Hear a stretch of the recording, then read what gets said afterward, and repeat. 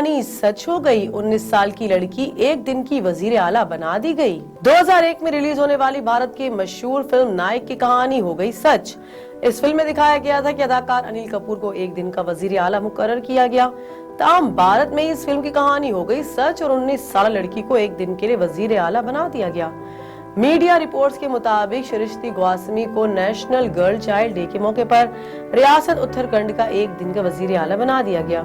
इस हवाले से लड़की के वालिदैन का कहना है कि हमें फख्र है, हर बेटी ये संगमील उबूर कर सकती है, हमें सिर्फ उनकी मदद की जरूरत है। शिरिश्ती गौसमी के वालिदैन ने इनकी बेटी को इस एजाज के लिए मुंतखब करने पर हुकूमत का शुक्रिया भी अदा किया। उन्होंने दीगर वालिदैन को भी तजवीज़ किया कि अपनी बेटियों को सपोर्ट करना ना छोड़ें। इस दौर में बेटियां सब कुछ हासिल कर सकती हैं। हमारी बेटी हमारे लिए एक मिसाल है। जबकि वजीर आला मुंतखब होने वाली इस लड़की का कहना था कि मुझे खुशी है कि मैं एक दिन की वजीर आला बनने का मुझे एजाज मिला। इस पर मैं वजीर आला उत्तराखंड त्रिवेंद्र सिंह रावत का भी शुक्रिया अदा करती हूँ।